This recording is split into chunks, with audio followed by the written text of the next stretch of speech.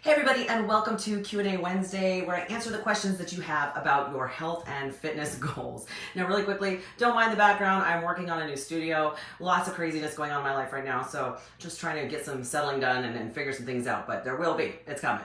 All right, so had a really great request from a former client today, or earlier this week, about talking about why we should be feeling guilty about all the eating and the extras that we've done over the holidays. And, really good, a valid point, because we all do it, even me.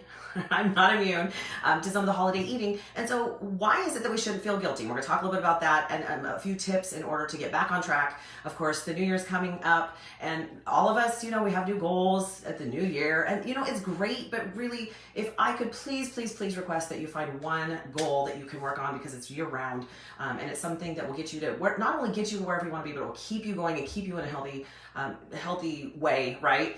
Is try to build a healthy lifestyle. This whole idea of I'm going to eat all this garbage and then I'm going to diet, and I'm going to eat all this garbage and I'm going to diet. Of course, that's yo-yo dieting, and it doesn't benefit your metabolism, and it doesn't do you any good, because even if you hit your goal, you don't maintain it, and that does something really negative when it comes to how we feel about ourselves and what we're trying to accomplish. So really quickly, let's talk about, I got a couple of reasons why you should not feel guilty over the holidays. It happens. Like I said, we all get together with our friends and family. There's things that we love to eat. We get to eating and talking and drinking cocktails and things like that. And I get it, because it's a great time of year.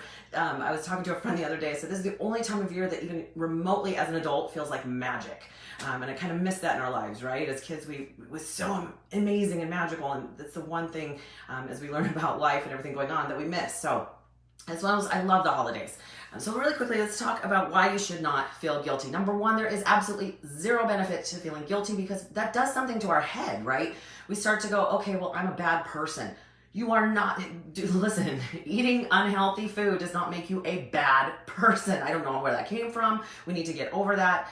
What we have to do is really think about, is it getting us toward our goal or away from our goal? Now, what can I change about it? And here's the deal. Even when my clients fall off the wagon on a regular basis, whatever that is, the first question, I never slap people in the hands. The first thing I say is, was it worth it? Because sometimes it is. Sometimes you just needed it, whether it was, your grandma's favorite recipe of something that your family makes every year, and you just really wanted it and it made you feel good, and, you miss her and you miss all those things. That's great. Sometimes it's very much worth it.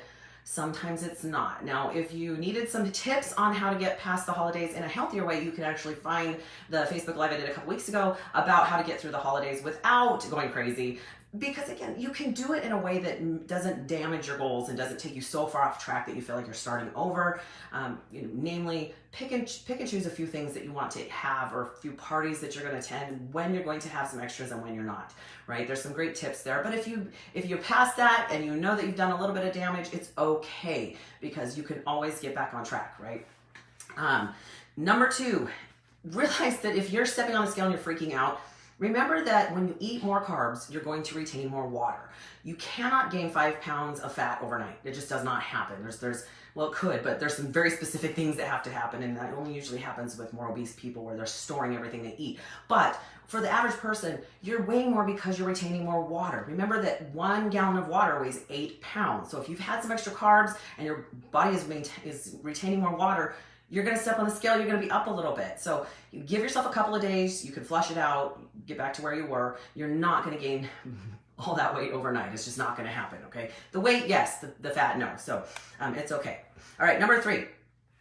Your best bet is to use it as a learning experience, right? Let me give you an example. So last year, Thanksgiving, 2020, I just ate whatever I wanted. And I do allow myself to eat whatever I want at Thanksgiving, because that's something that I love to do. I enjoy Thanksgiving with my family. And I just was like, I'm going to eat what I want. Well, sometimes that leads to not just eating the things, it leads to complete overeating. And I know that when I overeat, then I carb coma and crash. And really, I got to bed that night, I felt so sick, and I thought, I'm never, ever going to do that again. It's okay to eat the extras. It's not okay to binge and feel gross and overdo it.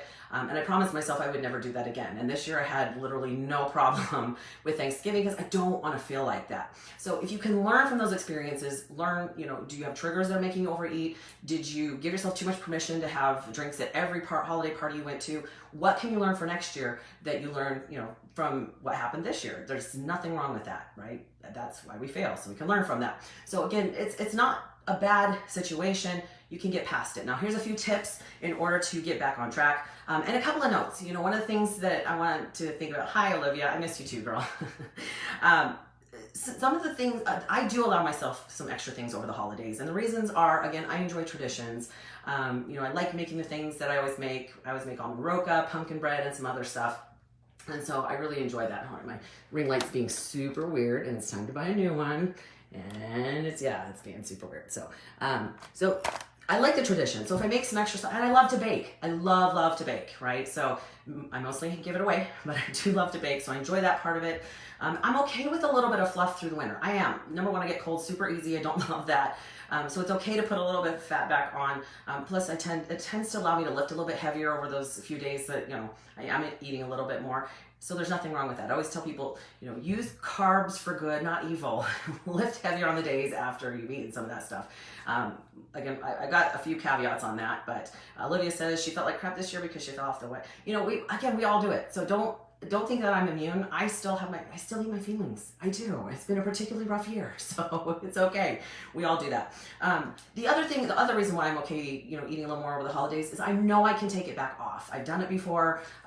You know, every year we kind of put it back. I put it on, I take it off. I put it on, I take it off. Now I don't want to go crazy because I don't want to have to work. I don't want to have to be miserable to take it back off, but I'm okay, you know, as spring hits, and I'm working a little bit harder on that. That's okay. All right, so tips. A couple of tips for this. When it comes to just don't do the guilt thing, okay? Number one, do not starve to make up for what you've done. Don't, because all you're gonna do is succeed in killing your metabolism. You know, your body does not know the difference between diet and starvation, and all it's gonna do is it's gonna suppress your metabolism, and it's gonna cause you some issues, and you're gonna get hangry and miserable, and it's not worth it, right? So don't do that. You don't wanna go into starvation mode. Number two, do not punish your body with exercise. First of all, your body doesn't deserve it. Number two, there's no benefit to that. Exercise is to help you feel better. It's to help you build muscle. It's to help you have a better cardiovascular system. It's to help you have muscle so you're stronger, especially as we get older. There's no age limit to muscle, guys.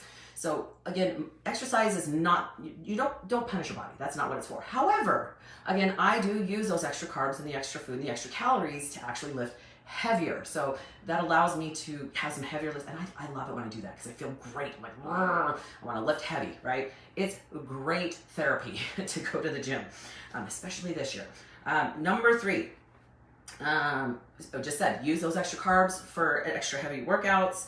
And then number four, drink plenty of water to help flush that. Now, don't be going into a detox. You know what? Your body detoxes on its own. You don't need to be taking cleanses and, you know, juice cleanse and blah, blah. Stop it, right? Your body can't handle that.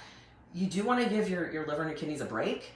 You know, if you're taking a lot of medication, or if you drink a lot of energy drinks, or if it's okay to give your body a little bit of a break, but honestly, if you just drink plenty of water, you're probably going to be able to flush all that out and get where you need to go.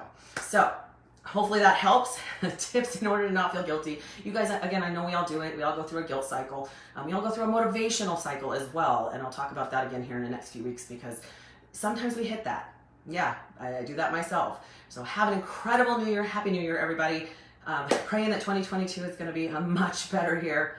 This has probably been the most difficult year of my life. And so, yeah, I'm ready for a new start and to get some great stuff going. So have an incredible weekend. Happy New Year. Here's to 2022, you guys. I love you all. You deserve to be happy and healthy. So stay healthy, my friends.